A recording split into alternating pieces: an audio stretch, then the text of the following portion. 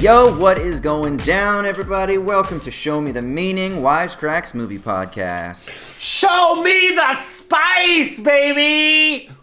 Yeah, let's get on that spice goodness. What up? I'm Austin Hayden. I'm joined by the Show Me the Meaning crew. We've got Raymond. I was trying to think of a Dune thing to say, but how's it going, everybody? Dune. Yeah, okay. And now we got Ryan. What up, film fans? And this week we're going to be talking about the film that everybody's talking about, the recently released on, HBO Max and also theatrical Dune, right? Now, elsewhere in the world, it hasn't been released yet. So some places, you still got a couple weeks left, but it's coming. I'm sure you'll see it or you'll figure out a way to see it at some point. So yes, this is definitely going to be very spoiler-y. So if you don't want to be spoiled, make sure you put this episode on pause and come back and check it out after you've seen the film. But if you don't care, we're talking about the recently released film Dune, directed by Denis Villeneuve, starring fucking everybody. So we've got Timothée Chalamet, we've got Josh Brolin, we've got Oscar Isaac, we've got Rebecca Ferguson, we've got Stellan Skarsgård, we've got Dave Bautista, Charlotte Rampling, Jason Momoa, Javier Bardem, and apparently Zendaya's in this film as well, I guess. I mean, she's in there for at least a minute and a half, but she's all over the posters. So I guess we can talk about what the deal is with that, since I know a lot of people have been confused about that. But here is the elevator pitch for Dune. Dune is the long-awaited blockbuster adaptation of Frank Herbert's beloved novel. It's set far in the future, where we're thrown smack dab in the middle of a cosmic battle over the precious spice resource. I feel like this is going to be a long elevator ride. The planet Arrakis, and we follow Paul and his family as they are entrusted with governing Arrakis, the domestic resource, and the locals. That is the elevator pitch, because we're not going to get too much into it more, because we're going to start peeling things back as we get on. Yeah, that's right. As we get on the other side of things here. So first things first, let's talk about first impressions. I don't know if you've seen this film now multiple times, but we'll go around and we'll do some first impressions. I do just want to say, though, before we do that, we are live. So if you are on YouTube and you're listening right now, the chat is live. Please send us your comments, your fan theories, your questions. What do you think about maybe are the film's influences? Do you think it's a good adaptation compared to the David Lynch film from '84, et cetera, et cetera? Comment down below. And then, of course, if you're not listening live, of course, you can email us, you can call us, all that good stuff. You know the deal. You can also follow us on Twitter at SMTM_POD. That's SMTM_POD. All right, first impressions. Let's start with Raymond. What are you thinking about this, brother? Sure. I haven't read the book. I've seen the David Lynch movie, which I think is a good bit of fun. I think that Denis Villeneuve is a fine filmmaker, and I think he's assembled a wonderful cast.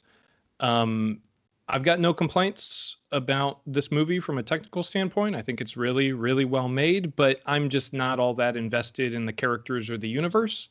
And I think if I read the book, I would probably dig it a bit more. Yeah, that's kind of my 2 cents. It doesn't really do it for me, but I'm glad that I know this was like a dream project of his. So I'm glad he's gonna get to make the second part of it. And it seems like from everything I've heard online and seen people talking about, that it apparently is a fairly faithful adaptation, and that the Dune heads are out there are really happy with how it was brought to screen. So I don't know, if you guys have read the book, maybe you'll be able to help connect some of the dots for me.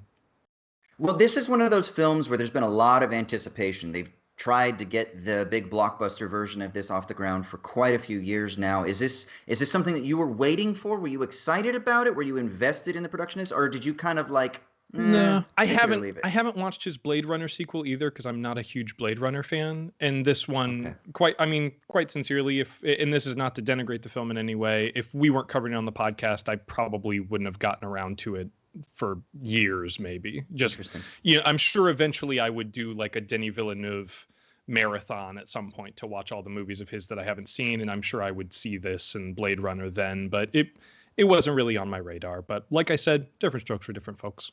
Well, maybe if we start peeling back some of the themes, because there are lots of ecological, political, economic, et cetera, that might kind of open us up to some That's why I think stuff. I would probably dig the book a lot, because it's I'm on board with what it's doing subtextually, but as far as like, what's going to happen to House Atreides, I'm not too terribly concerned. I'm going to do the annoying thing, and I'm going to ask you, if you were to give this out of 5 stars, what do you give it? I think it's a fine adaptation, and it's for me, it's just a totally average movie. It's very, very well made, but like I said, I'm not that invested in it. So I'd say right down the middle of the road, 2.5 out of 5. Oh, shit. Ryan, you're up. That wasn't me being mean about it. 2.5 No. is an average movie. Okay, Ryan. So I wanted to see. I was so looking forward to this movie, and I wanted to love it so bad. All right, No. and boy, did I not love it at all. Oh, really. no. I mean, my basic review is essentially like it. Okay, it looked cool for parts of it. It sounded cool for lots of it. I would say the best part is the sound design. I would say. But like in terms of story, yeah, I don't give a shit about anything that's happening. It's as a loyal non-book reader, it was complete gibberish to me. It was complete gibberish to me in parts of it, and yeah, I'm not invested in the characters. I thought the costumes for whatever reason bugged me because I was like, all right, this movie costs like $300 million, and to me it just looks like they just, I don't know, draped a sheet over a bunch of people in the desert. I wasn't impressed by that. The sandworms didn't really impress me. There's like literally 60 seconds of sandworms in this 2.5 hour long movie. So at least I was hoping to get sandworms. You know, there's way more sandworms in the David Lynch movie. Listen, if you want sandworms, go see Tremors. Well, I have. Okay? I've seen all the Tremors. Classic. I love Tremors. Yeah, me too. But yeah. You put that baseball on a tee for Ryan there, Austin. He has the most Tremors vibe of anyone I know. Oh yeah, I mean Tremors way above Dune in terms of how much I like it. So yeah, I was just disappointed in the whole thing, and of course the elephant in the room, something that in my opinion should be in the United States Constitution that should be made illegal is you cannot make half of a movie and charge me a full price for it. I want half of my IMAX money back tonight. Okay. Yeah, I hate people making half of a movie or half of a story and then saying, oh, come back next year or in 4 years when we greenlight this movie and end up making it. Like, fuck that.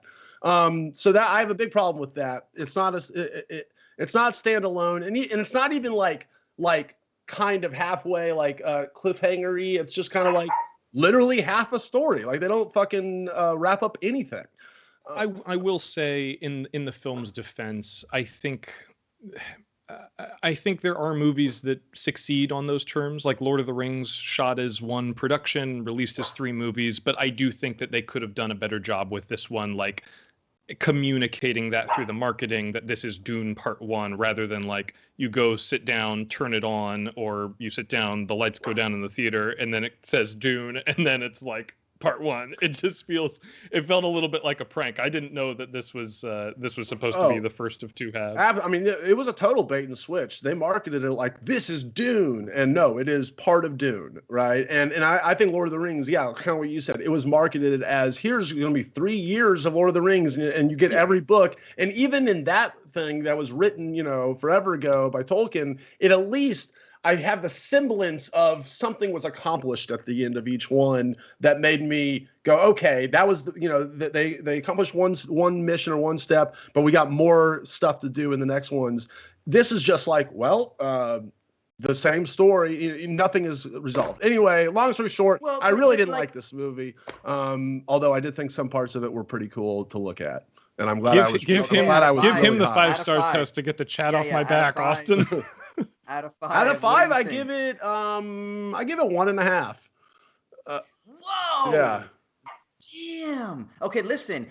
This movie didn't blow me away, but I'm gonna have to all of a sudden act like I love this movie more. I know. The hate in this room. This is salty as we can't have right now. No hatred. Okay. No hatred from me. I'm sorry. I think I'm being painted with a broad brush here. No hatred whatsoever for the film. It's just not my cup of tea.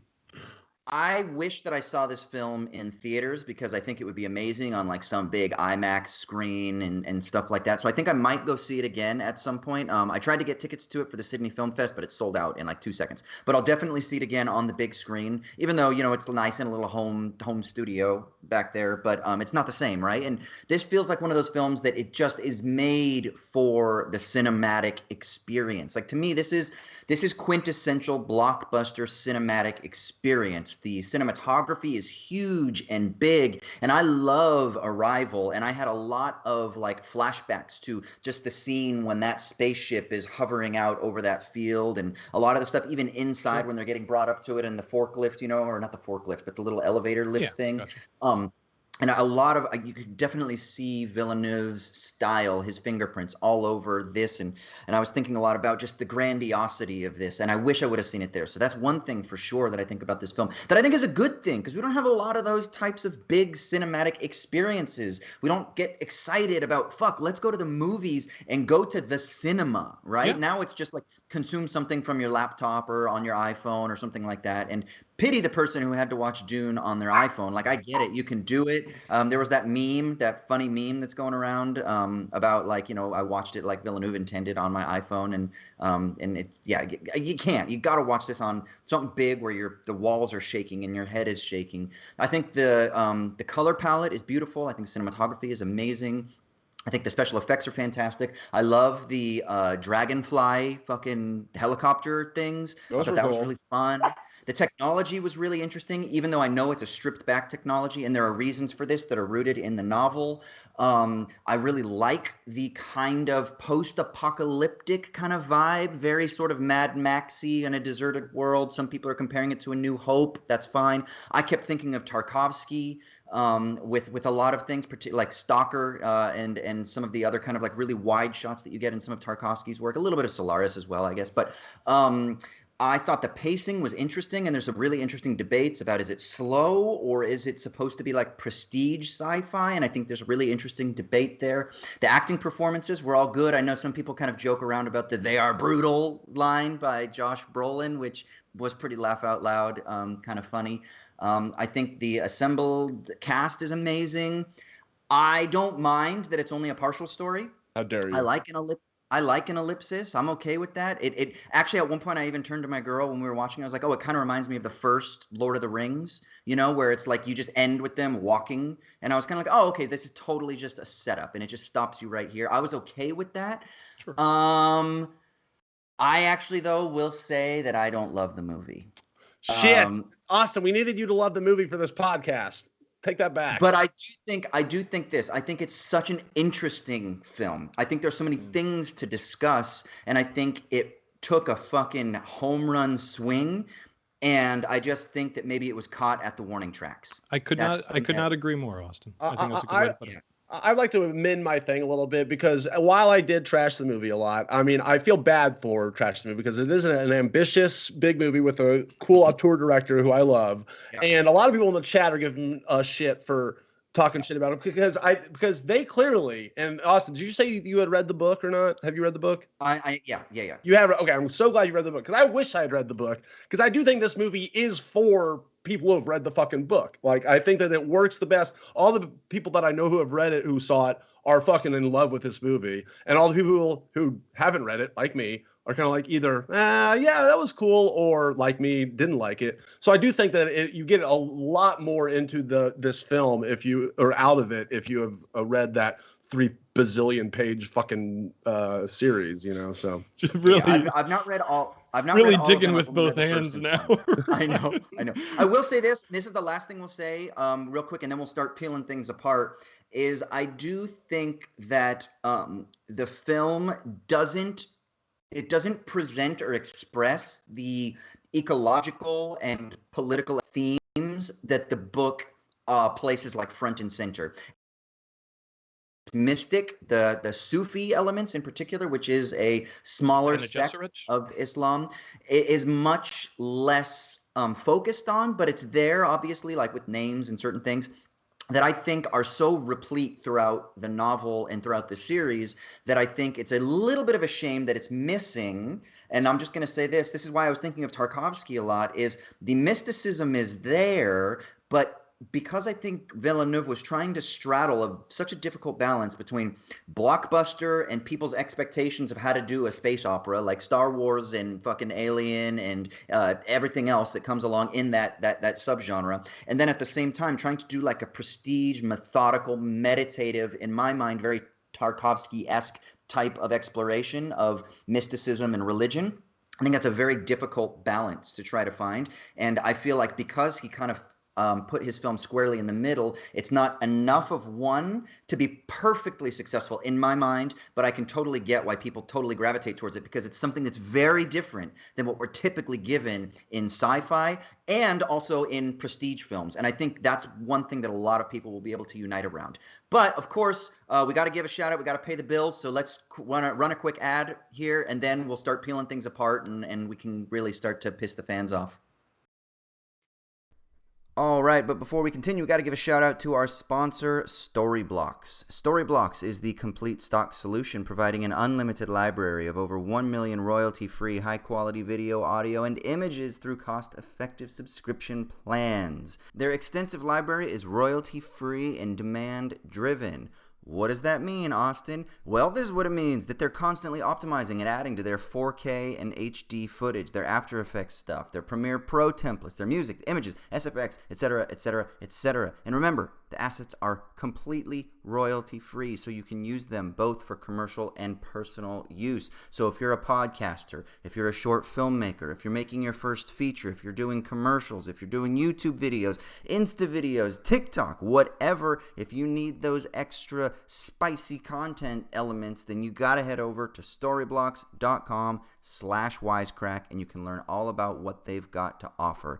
That's storyblocks.com/wisecrack. You can learn all about the goodies. And of course, you can click the link down in the show notes too, if you would prefer. All right, back to the show.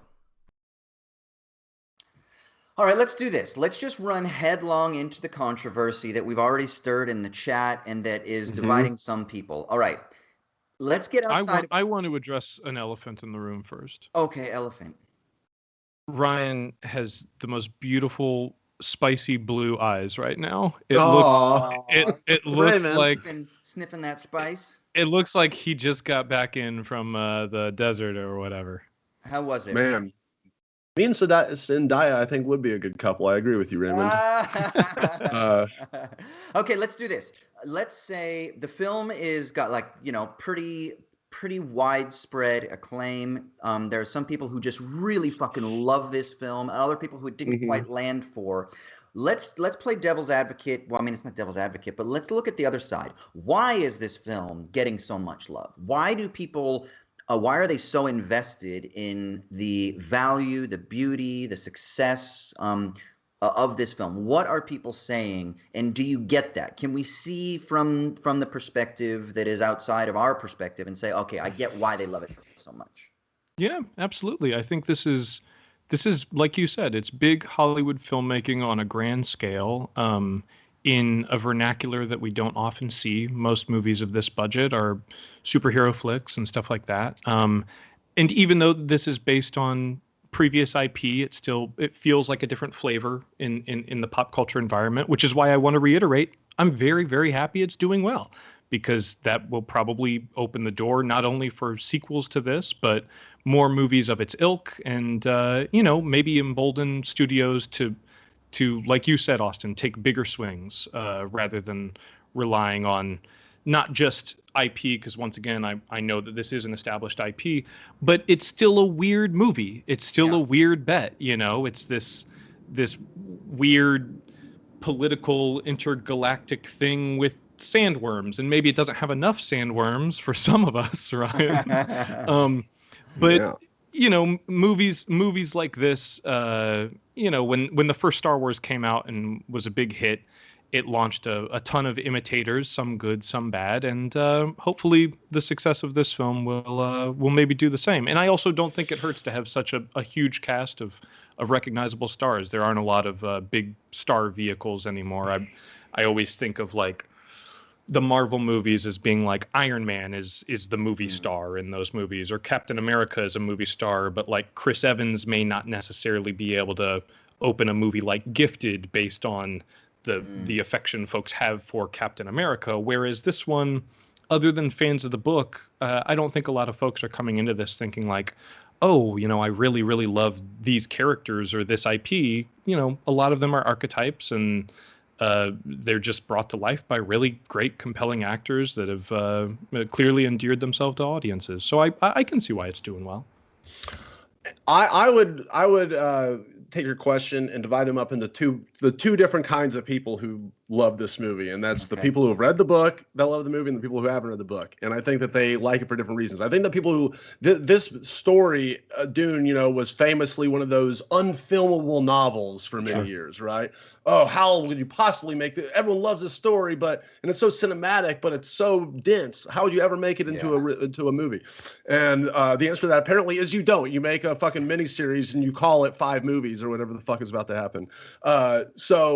But I think that a lot of people are just really getting off on the fact that, wow, somebody actually attempted and made a really awesome, decent, a passing Dune movie that is making a lot of money and people are liking and has big stars, So I think that just the fact that it came out and is, not as shitty as the David Lynch movie, which I know you praised at the beginning of this. I think the David Lynch movie sucks even worse than this movie. I would give that. I'd give that a quarter of 1 star.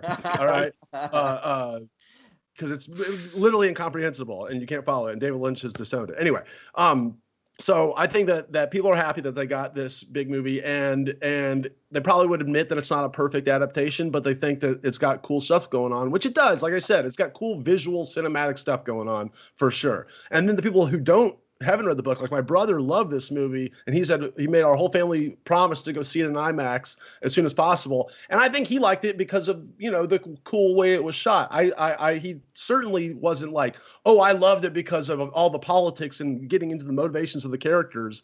I think because that doesn't really come across on the first viewing of the film for somebody who hasn't read the book and knows these people. It really doesn't. And so I think that it's very much like, it's washing over him just as, wow, this is a cool universe and world that I'm being exposed to in a different big way, in a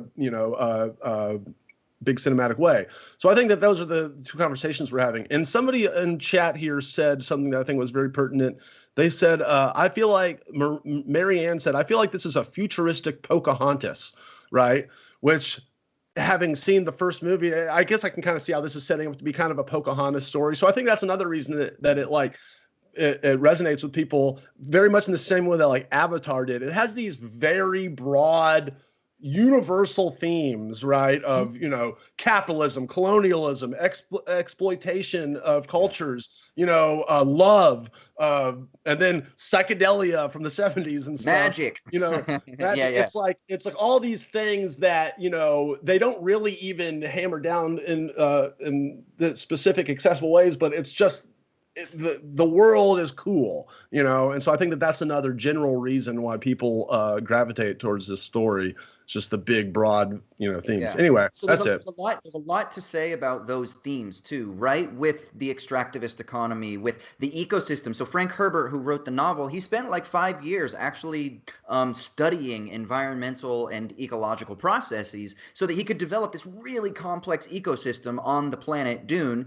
that then allows it to produce spice, right? Which then is extracted for the purpose of kind of like human, global, political, economic imperialism, right? So there's a lot of political themes and social themes and economic themes that are really rich in both the novel and in the adaptation. And so when you throw all those things up into a single piece, it allows people to kind of gravitate to the things that are important to them, right? And so you can see like, okay, so this is a beautiful cinematic space story, but that also has really important themes that we can gravitate to, even if they're kind of just subtly played. So we can talk a little bit about that, but I do want to ask this. So at one point, so my girl is in the biz as well, and she kind of turned to me at one point and she said, I wonder if this would have been better as a series. And Ryan, you just said that this is a mini series disguised as like a movie, right? And so I guess this is something we can think about. Like, would this have been, because for her, she felt that it was a little, we were an hour in before she started really caring about the story, about the world, and then having any sort of concern about the characters, right?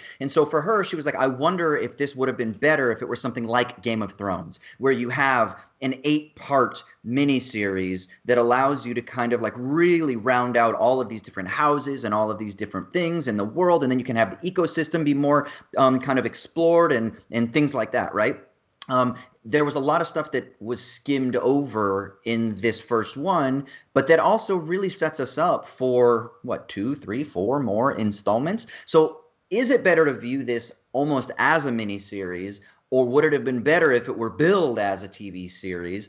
In just from a storytelling perspective, obviously you couldn't do the $150 million budget cinematic thing, and you probably couldn't have gotten some of the people involved, and so it wouldn't have looked the same. But do you think if you're going to be faithful to the novel and to the story, that it would be better served in a sort of longer form, or is that actually what we're getting? It's just not billed that way. I think it would have been better to get the Game of Thrones treatment, to have the super expensive, glossy, big budget miniseries like Game of Thrones. And then a lot of people are pointing out in the chat that there was a series of Dune at some point. Sci-Fi, yeah. And people think it's pretty good.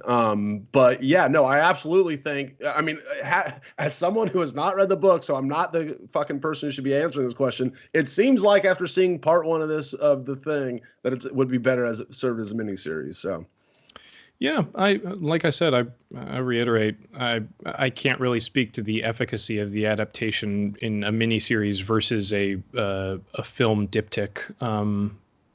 I think if anything, I didn't really have any issue with the pacing. It was just one of those things that, like I said, if you take issue with that stuff, I would just blame the marketing department. I think from the start, if they had just billed this as part 1 of Dune, it probably would have not rankled you so, Ryan.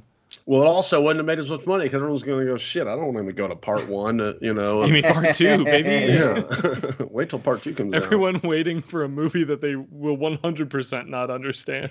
Okay, let's start doing this. Let's start kind of like peeling back the film. Like I said earlier, I was really struck with like Tarkovsky vibes when I was watching this, the kind of slow, kind of like plodding, very sort of like the mysticism that was there. And even when it wasn't there, it felt like it was always kind of looming, because it was always kind of like, what's going on here with this religious mysticism stuff, and there's not much talk about like who these witches are and what their goal is and what they're trying to do. It's just like a lot of like really subtle hints about what they're doing. So I was thinking a lot about like Tarkovsky, and like he explores mysticism a ton, obviously, in his films. A lot of people are talking about Star Wars. A lot of people are talking about Lord of the Rings. What do you think? Like, what are the influences that kind of like create this film that when you see this, what were you thinking of? Ryan? Oh, sure. Well, one thing I wasn't thinking of, but after talking about it with my buddy Adam, he was like, "Did you get a bunch of Apocalypse Now vibes from the movie?" And absolutely. Yeah. I personally didn't, but he thought that the big fat uncle was like very much a Brando, a Brando from Apocalypse Now kind of character send off. And then he sent me a podcast where Denny basically admitted such. Oh, really? So very Heart of Darkness, was that Villeneuve? Definitely, Harkonnen definitely has some Colonel Kurtz vibes in this one. Whereas in the David Lynch one, he's just like flying around. He's like a giddy balloon man. It's I don't know. I think the reason that I bring up the David Lynch one as a point of comparison, obviously they're the same story, but I think that the reason I maybe enjoy that one a bit more is that it doesn't feel so serious. Like this movie, for all of its technical accomplishments, does feel very grim and kind of, I don't want to say monotone because that sounds pejorative, but there's not a whole lot of like characters other than being played by great actors who just have a natural sort of charm. They don't necessarily jump off the page at you. And I wonder, Austin, if you feel the same way when you're reading the book. Do the characters really grab you? Yeah, they do, but that's because the characters have much more developed introspection. You get to learn about like Paul. He starts to develop these like powers where he can see past, present, and future and stuff like that. And you start to learn about this responsibility that he's bearing, but also how like he's like this messiah figure that that is has been anticipated. Sure. And so you start to learn more about the mythology and then his own kind of existential struggles with bearing the weight of that responsibility. It's kind of like a messiah. People in the chat are talking about like Anakin, balancing the force kind of thing. I mean, it's a very familiar tale, right? It's the single person that is going to come and deliver us, right? The person that's going to deliver the people from their suffering, their exploitation, their oppression, whatever. And then how does a young person deal with the weight of that responsibility? You get a lot more of that in the novel than I think we are allowed to really linger over, even in a 2.5-hour film. And with regards to this film's influences, I don't think we can disregard the fact that this is based on a novel that influenced a bunch of movies that maybe influenced Denis Villeneuve. It's one of those. I remember watching the John Carter movie, the Disney movie from forever ago that bombed. Oh my God, yeah. And watching it was like, oh, this movie feels like a ripoff of all the movies that were ripping off of the Edgar Rice Burroughs stories on which this movie is based. It's just one of those things where because like, people are constantly synthesizing their inspiration and creating from a shared well of pop culture and literature and movies and what have you. This movie is like it does. I think Denis Villeneuve is a great filmmaker. I think he has a really interesting vision regarding this, but I understand why people are saying like, oh, it feels like Star Wars or it feels like Lord of the Rings. I mean, these books were undoubtedly influenced by Lord of the Rings, and then Star Wars was undoubtedly influenced by this book. Like, it's so difficult to disconnect where the creative chain is. I was just thinking, that's what I was thinking. Star Wars. I was thinking something like Tremors. Like clearly the Shai Hulud. Also, there's a great hardcore band called Shai Hulud that you could check out.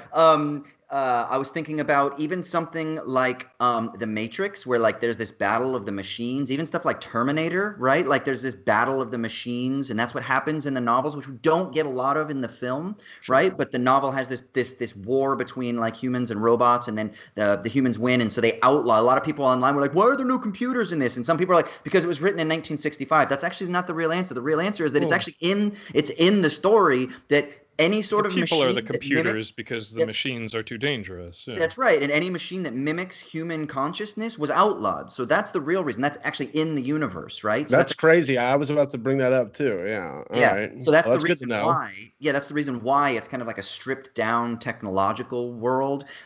So I'm thinking about like, all these films, Matrix, Tremors, Star Wars, fucking how many other, like obviously the original Dune, how many fucking body horror films were then. I'm thinking Baywatch, because there's so much sand in it too. And a whole bunch of hunks.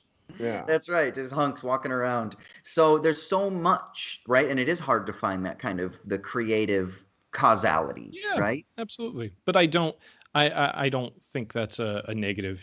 Everyone's ideas come from somewhere. Like we're all just iterating and synthesizing our influences, and for what it's worth, like I said, I think Villeneuve does a great job with this film. He clearly has a sense of what he is trying to accomplish. He has a clear vision. And once again, I don't want to take anything away from folks who enjoy this, because for me, if I ever want to, visit Arrakis again, I can watch the David Lynch one, and fans of this movie can watch this one. I don't see why everyone can't be happy about that. Well, this is the great thing. I think a lot of people, we live in a world where we don't deal oftentimes very well with oppositions, like opposing viewpoints, right? And I don't want to talk about like fucking political stuff that like requires more serious engagement. I'm talking about like artistic preference, right? And we don't do well because I think we live in a world that it feeds us perpetual reinforcement over the things that we're already biased towards. And so we get trained to be kind of trapped in this world of positivity, that it's all got to be yes, yes, yes, yes, yes all the time. And so when we encounter a no, it's like, well, fuck you, that's a personal attack on me, rather than what I think there's a wonderful way to be like, hey, look, I actually don't love this film, but I can sit there and I can sit with somebody and I can listen to their experience of this film and I can be like, I see that and I think that's super interesting that you think that. What if, and then I can take that idea, even though it's not my idea, and I can run with that idea and I can work with that idea and I can see how their idea that is literally opposed to my idea might have some sort of productive value for how I see the film or the piece of art or cinema more broadly or the social landscape. And this is what's called like dialectical reasoning. I thought you were going to say this is what's called having a pleasant conversation. This is what's called having a pleasant conversation. Breaking down basic like courtesy. But honestly, so this is one of those interesting things because before we went into the record this, I was like, you know what? I'm not super excited to talk about this film because I'm not super excited about the film. But then I started to get excited about the themes of the film and the conversation that I knew we would have about the film. And I knew that would change me somehow. And after this talk, I might now go revisit the film and it might mean something totally different from but since you mentioned that, since we're all kind of, lukewarm on the film as a film, I mean, let's get into those themes. Like you said that you didn't want to dive too much into political stuff. And I know that can bog down some of the discussions on the show, but like, this book is explicitly anti-imperialist. I appreciate that aspect of it. There are some folks who say spice is oil. Absolutely, like spice is an analog for oil. Iraq is Iraq. Yeah.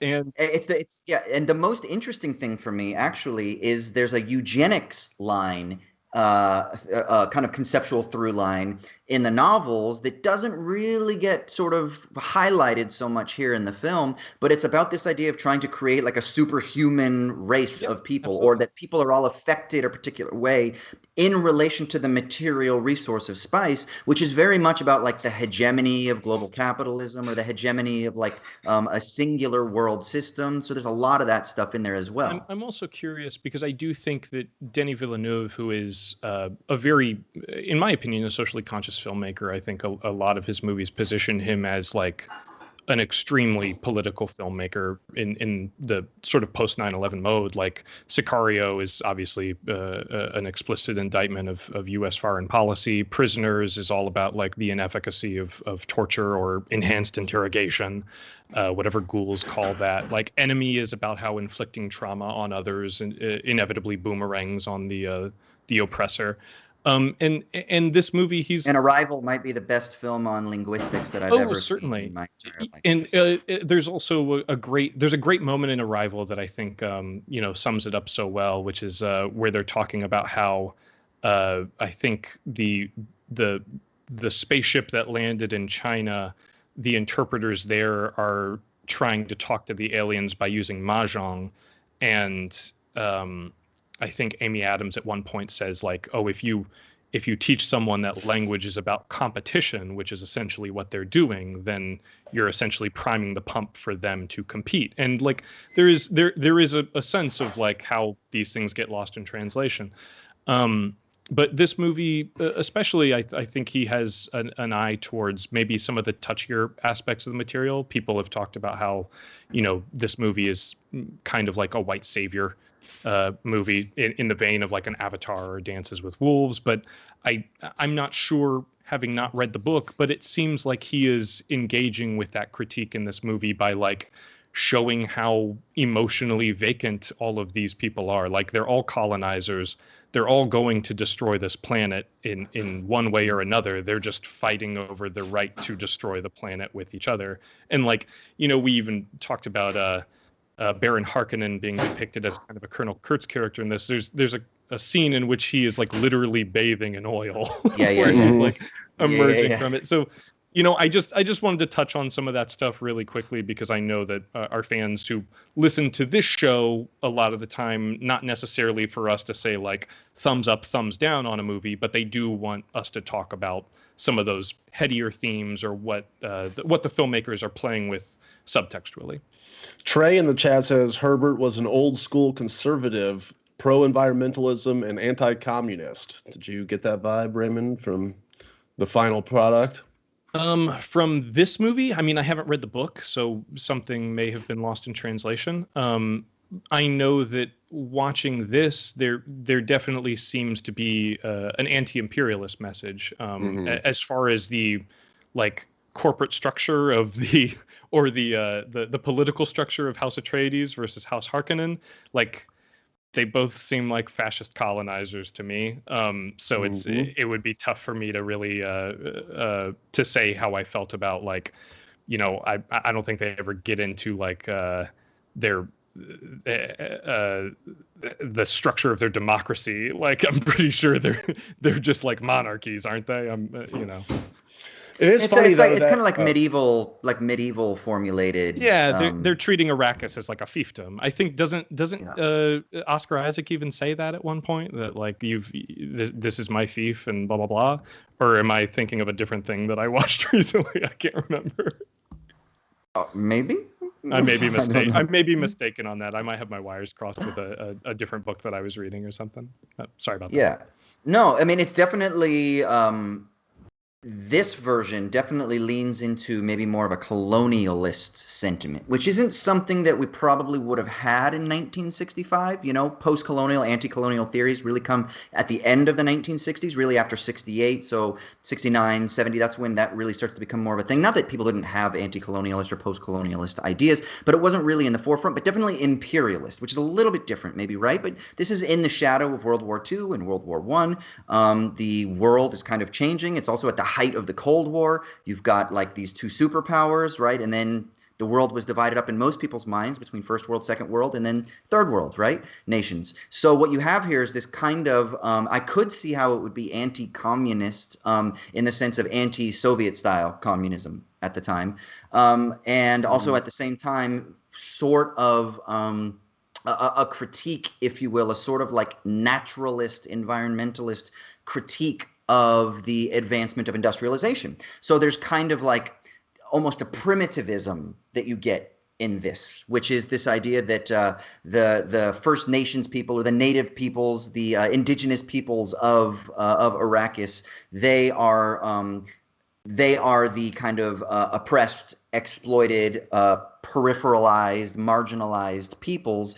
And then you get this kind of messiah figure who, one, you know, was kind of promised in their lore, in their mythology, but who could be like the white savior that kind of comes in. And he has to deal with that, right? Has to deal with, one, the responsibility of that. What does that mean? But also becoming kind of part of these peoples, learning from them. Remember, at first, you know, all we see right now is that Paul is allergic to spice. Right? Like he has these problems in this film, but as the story moves on, he learns to adapt to it, and his powers grow as the story kind of unfolds a little bit more. So I think it's much more about like the tension of kind of moving through those spaces, rather than, it's very difficult to kind of take a 2021 mindset and kind of like reread that back into 1965. It's a little bit difficult. And then of course the Villeneuve version is going to be updated based on contemporary sensibilities.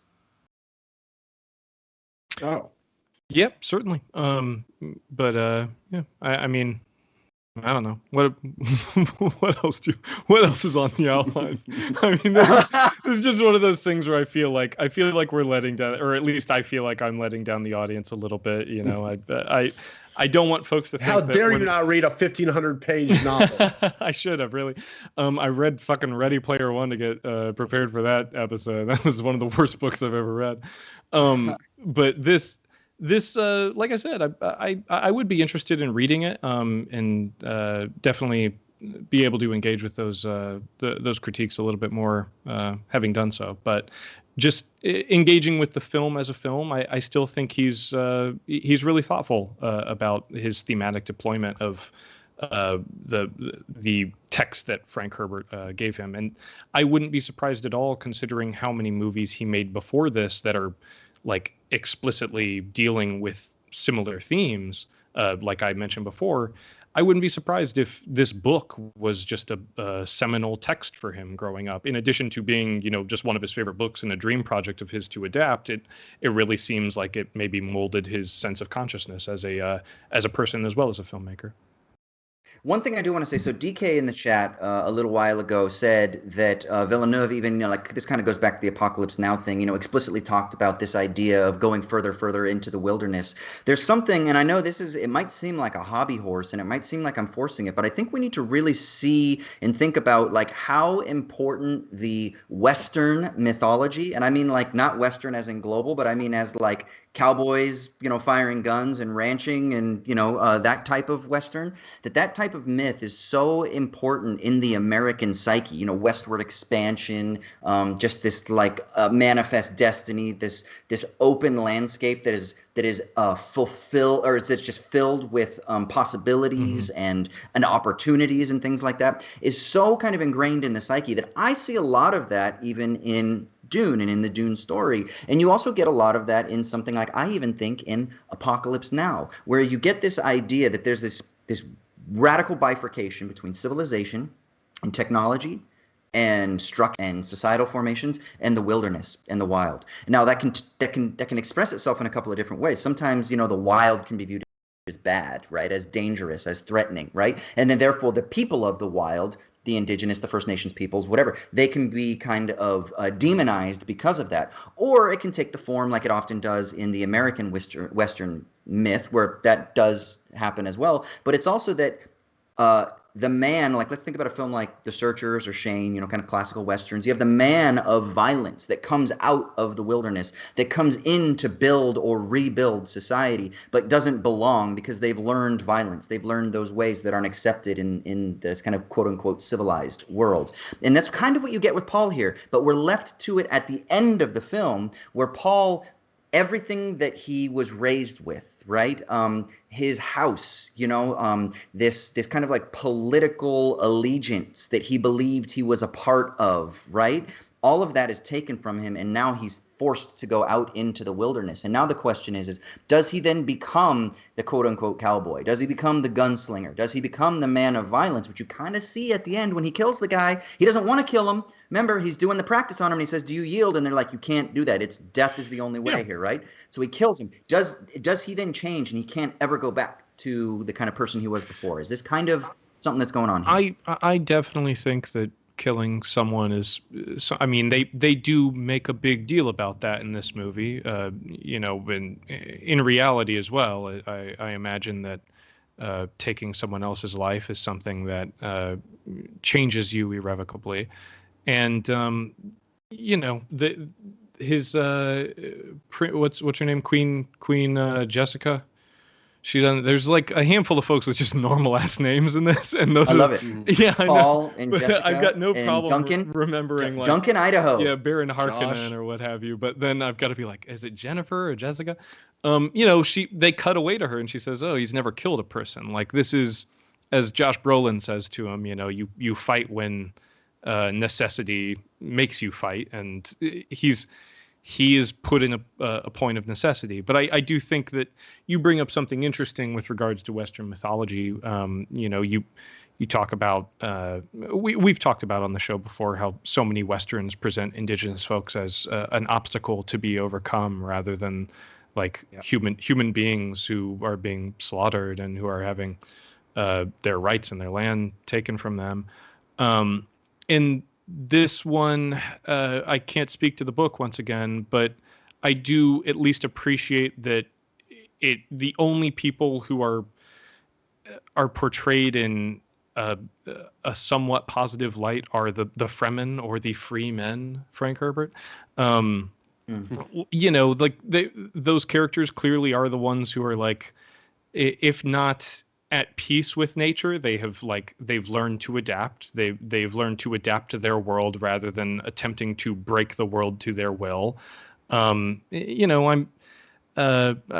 sure that's certainly what they get into with Paul kind of assimilating with them and adopting their ways. And in the David Lynch one, once again, haven't read the book, but I imagine that we've talked a little bit about how Zendaya is immensely underused in this film.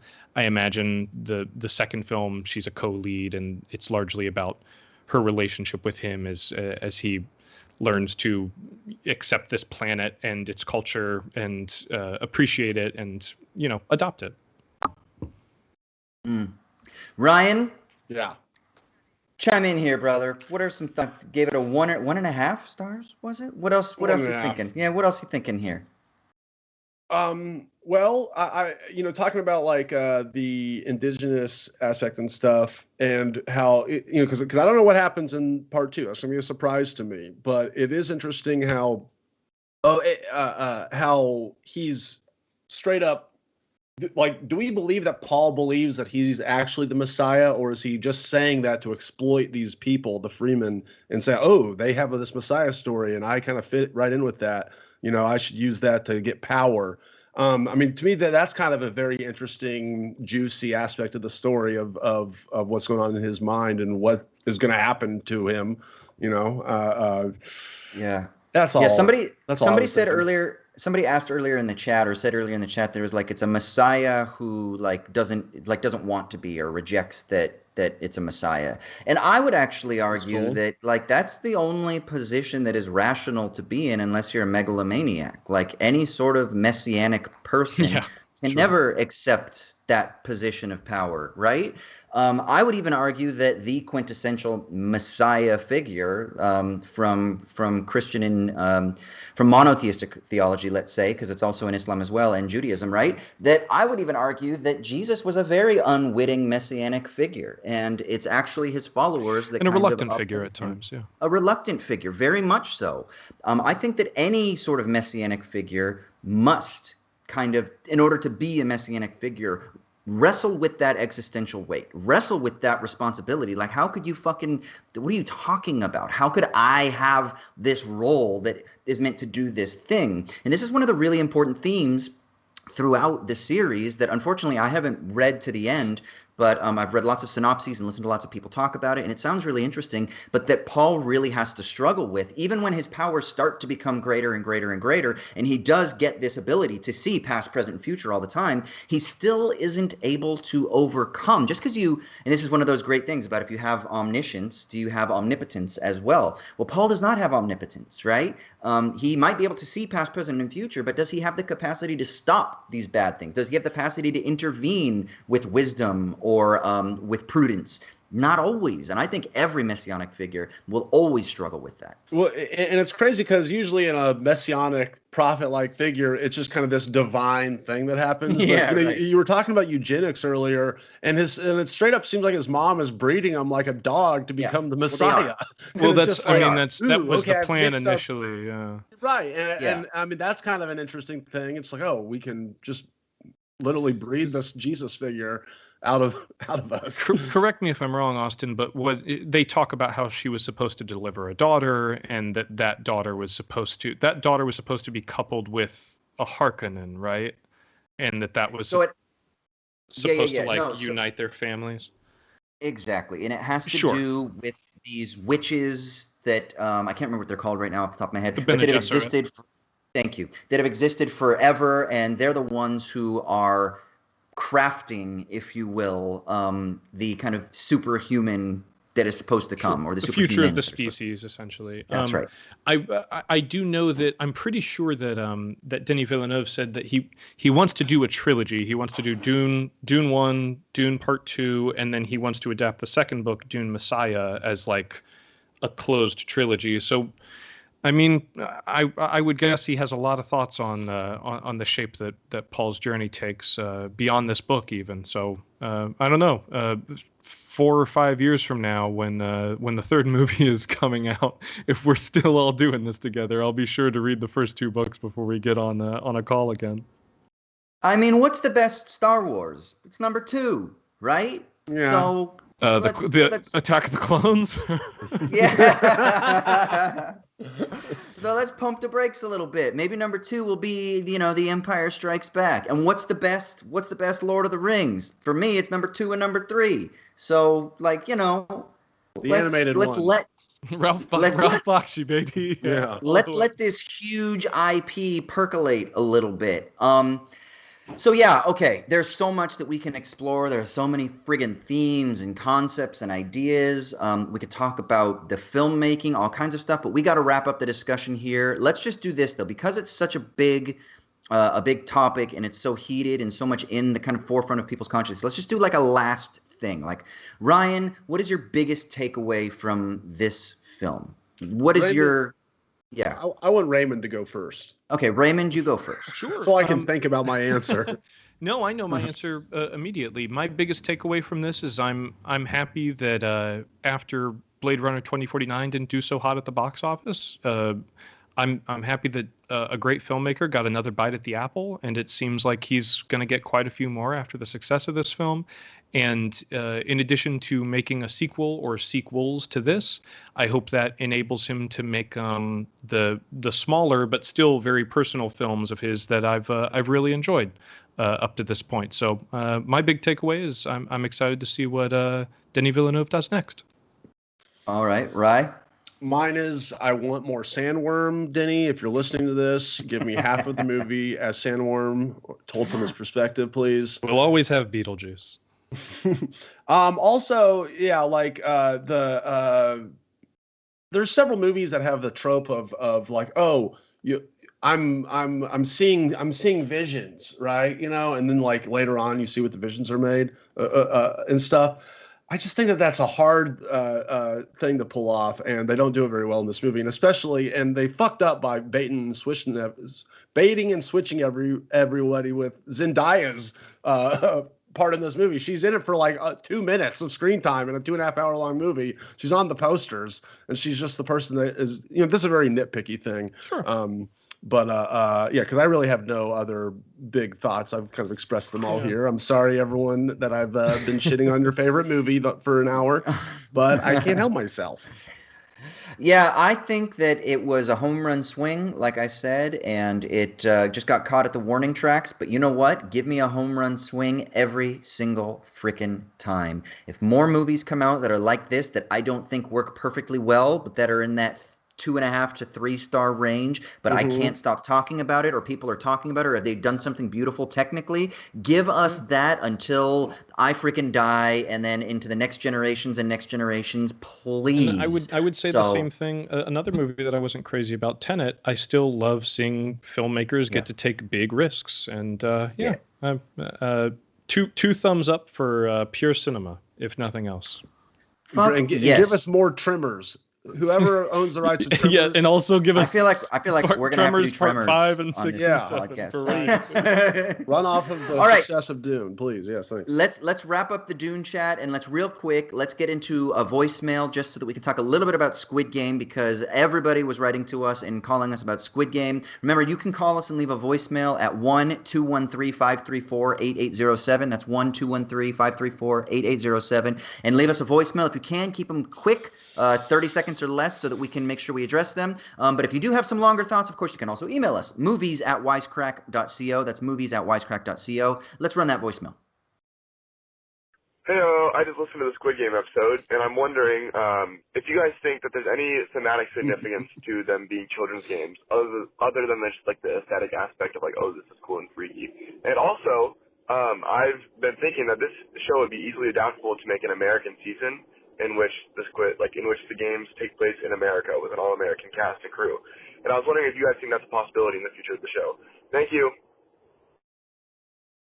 All right, so for those of you who are watching the live stream, you'll see that Ryan removed his earphones right now, and that's because Ryan removed his earphones because he doesn't want spoilers. So we're gonna. I haven't seen Squid Game yet, and everyone, I can't wait to see it. I don't want it spoiled for me. So sorry. Okay. So we just listened to the voicemail, so we're gonna answer the voicemail here. I'm gonna tap my earphones when you can put your earphones back on, Ryan. Thank you.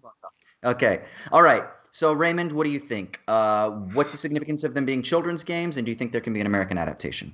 I think there is something interesting going on with the fact that they're children's games. On one hand, it's very easy to entice people into the fold that way and get them overconfident about their abilities in it, and it's a way of. We got an email from a listener as well. I'm sorry we didn't have time to read it, and I'm sorry I don't have their name on hand. But they talked about how it's this sort of infantilizing aspect of the culture that, you know, they're stopping just short of popping a pacifier in their mouths when they start dying on the field. As far as an American remake is concerned, I could see it going one of two ways. This show was so incredibly successful. You could see them wanting to greenlight an American remake tomorrow. But on the other hand, the show was so incredibly successful. It's like, well, we've already tapped that audience. Yeah. I think the reason that this show is connecting with so many folks globally is because it has universal themes: capitalism, exploitation.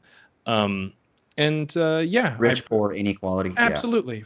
The degree to which it's connected with American audiences, I think we can relate to that stuff here, obviously. So yeah, I think, as is so often the case, an American remake would be an essential. But if it can help this show find an even bigger audience, yeah, why not? Yeah, I don't think that there will be an. He's checking his emails. He's not listening. No, he's not. I know. Come on. Oh yeah.